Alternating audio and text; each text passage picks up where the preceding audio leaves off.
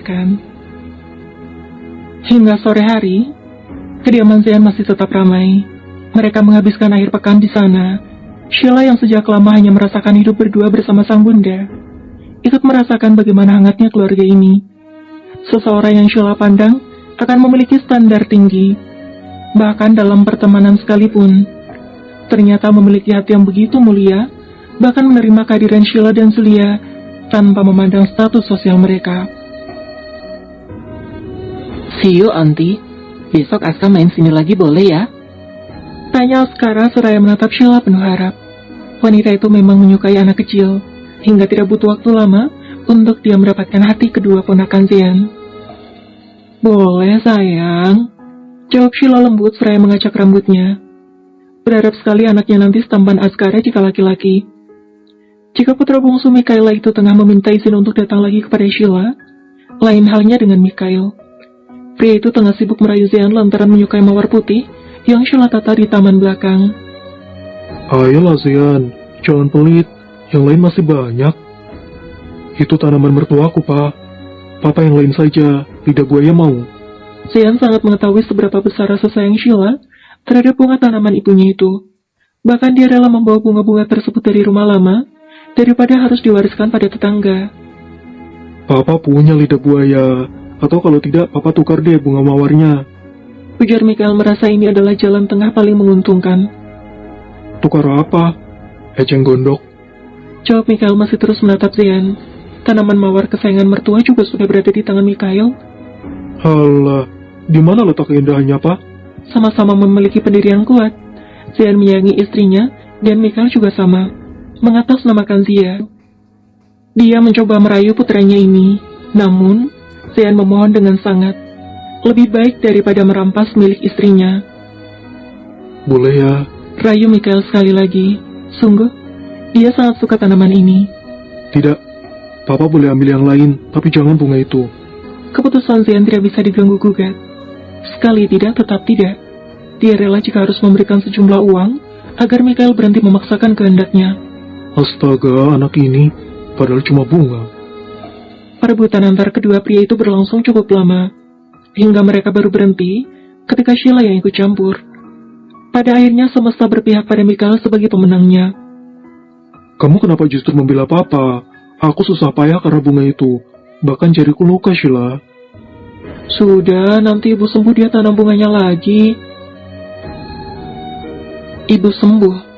Entah kapan sebenarnya, Sheila tersenyum getir ketika mengucapkan kalimat itu. Keduanya kemudian berlalu lantaran keluarga besar Mikhail benar-benar akan pulang. Bahkan Bastian sudah menghidupkan mobil sejak beberapa menit lalu. Selepas mereka pergi, Zean benar-benar berpuas diri. Hampir 10 jam dia tidak memeluk istrinya. Jelas hal itu akibat dia yang harus memijat punggung Mikhail sekaligus menemaninya. Tidak hanya itu, Sheila juga begitu sibuk dengan kegiatannya bersama Mikhaela dan juga Zia. Siang harinya direnggut, bukan berarti waktu khusus bersama Sheila hilang begitu saja. Pria itu mengajak sang istri untuk makan berdua di luar malam ini. Setelah statusnya jelas, Zean ingin merasakan hidup sebagai pasangan normal. Dia berhak menghabiskan waktu di luar tanpa perlu sembunyi-sembunyi seperti dulu. Bersama kedua pengawalnya, Sheila tengah merasa menjadi istri dari orang penting. Iya, Zean orang penting memang. Tepatnya sedikit penting. Tanpa Sheila duga, makan malam yang dimaksud justru membuat matanya mengembun begini.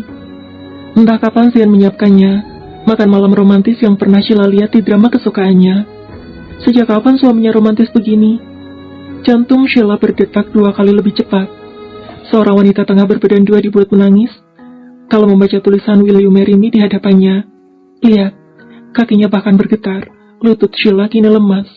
Kenapa perasaannya masih sama?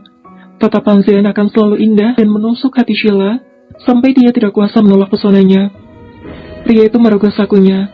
Kota kecil yang sempat Sheila lihat beberapa bulan lalu kini kembali lagi. Sebagaimana janjinya, Zean akan membuat ikatan cinta keduanya benar-benar sempurna. Sekarang, apa cincin ini sudah boleh melingkar di jemariku, ayah Nana Sheila? Tanya Zean tersenyum tipis dengan tatapan penuh damba ke arah istrinya.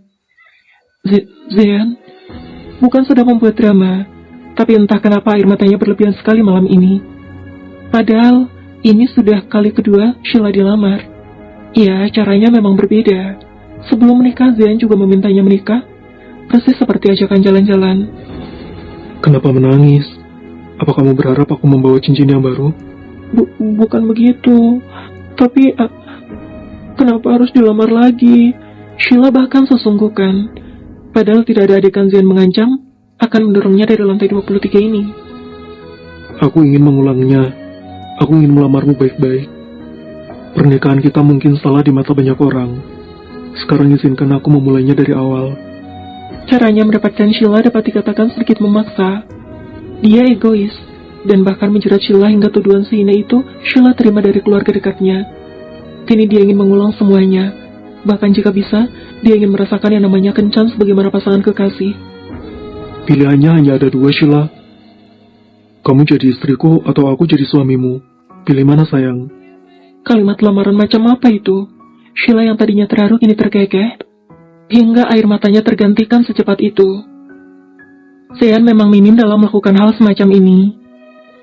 Hanya untuk sebuah kalimat itu, dia bahkan mencari di berbagai sumber agar tidak begitu kaku. Dua-duanya, aku jadi istrimu dan kamu jadi suamiku. Sheila menyematkan cincin di jemari Sean yang sejak lama tidak berpenghuni itu. Entah siapa yang dilamar sebenarnya, Sheila juga tidak mengerti, karena sejauh yang dia ketahui, seorang pria melamar wanitanya tidak begini. Sudah, jangan pernah dilepas, apapun keadaannya, ucap Sheila sebelum kemudian melepas jemari Sean. Jika aku mati besok bagaimana? Cincinnya tetap harus kupakai. Tanya Sean santai, tapi benar-benar merusak suasana hati Sheila, bahkan sontak menekuk wajahnya. Jangan asal bicara, gunakan bibirmu untuk hal yang baik-baik. Jangan biasakan ngaco. Tutur Sheila lembut layaknya memberi pengertian pada anak seusia Askara. Bukannya menjawab, Sean justru mengikis jarak dan mengecupnya lembut secara tiba-tiba. Mata Sheila sontak membola. Kebiasaan sekali ketika bicara dipotong dengan cara semacam itu. Kenapa menciumku tiba-tiba? Tanya Sheila mengerutkan dahi seraya mengusap pelan bibirnya. Melakukan hal baik dengan bibirku, benar kan? Sean tersenyum simpul dengan begitu santainya. Wajah Sheila yang kini memerah menjelaskan dia bingung hendak berbuat apa. Benar, kalimatku yang salah. Semenjak hamil, Sheila merasa lebih sering buang air kecil. Belum 10 menit, tapi dia kembali meminta izin untuk ke toilet lebih dulu. Padahal sudah Zian katakan, jika sebaiknya di rumah saja. Tunggu di sini saja, aku bisa sendiri. Satu hal yang tidak Zian suka adalah ini. Dia terpaksa menunggu di luar, padahal khawatirnya bukan main. Meski belum ada tanda-tanda Jack mengusik kehidupannya, entah kenapa masih ada kekhawatiran dalam diri Zian yang sama sekali tidak dapat dia jelaskan. 10 menit Sheila berlalu, tapi belum juga keluar dari sana. Zian menunggu tidak begitu jauh. Seharusnya jika Sheila keluar dapat dia lihat. Memang sebelumnya Zian sudah sempat masuk. Sayangnya, tidak sedikit yang menganggapnya cabul, hingga terpaksa Zian menunggu agak sedikit jauh. Astaga, dia kemana? Hendak Zian hubungi, tapi tas dan semua perlengkapan Sheila ada di tangannya. Hingga pria itu kembali menerobos masuk tidak peduli berapa banyak yang merasa terganggu dengan kehadirannya. Gila, saya telepon polisi sekarang juga. Teriakan semacam itu Zian dapati ketika nekat masuk demi mencari keberadaan istrinya. Kekhawatiran membuatnya buta. Zian setakut itu jika pikiran buruknya benar-benar terjadi. Kenapa? Kamu ngapain ikut masuk? Tanya Sheila menarik Zian keluar segera. Kemarahan wanita yang berada di toilet itu bukan main-main. Pasalnya, wajah tampan Zian tidak dapat dimaklumi lagi, hingga kepalanya menjadi sasaran sepatu dan tas beberapa wanita itu. Sheila yang merasa malu menuntunnya untuk berlari. Zian merasa ini hal yang lucu. Sama sekali tidak sadar jika tindakannya tadi bisa menjadi alasan seseorang memasukkan Zian ke penjara. Hingga tiba di mobil, Zian memejamkan mata seraya bersandar di bahu Sheila. Keduanya terengah-engah, hingga membuat kedua pria gempal yang ada di depan mereka saling menatap. Hendak bertanya, tapi khawatir nanti justru menjadi masalah. Zian memintanya kembali melaju dengan kecepatan rendah. Istrinya yang juga merasakan lelah hanya pasrah begitu saja. Akhir-akhir ini, Zian memang sedikit berlebihan. Kehadiran dua orang yang ditugaskan menjaganya sudah membuat Sheila merasa janggal. Ditambah lagi dengan dia yang merenovasi pagar menjadi lebih tinggi, penambahan CCTV di sekeliling rumahnya, dan juga membekali Sheila dengan stun gun yang ada di tasnya. Ada apa sebenarnya? Tanya Sheila setelah keduanya sedikit lebih tenang. Merasakan sensasi layaknya pencuri bukanlah hal yang menyenangkan. Terlebih lagi dengan keadaannya yang kini tengah berbadan dua.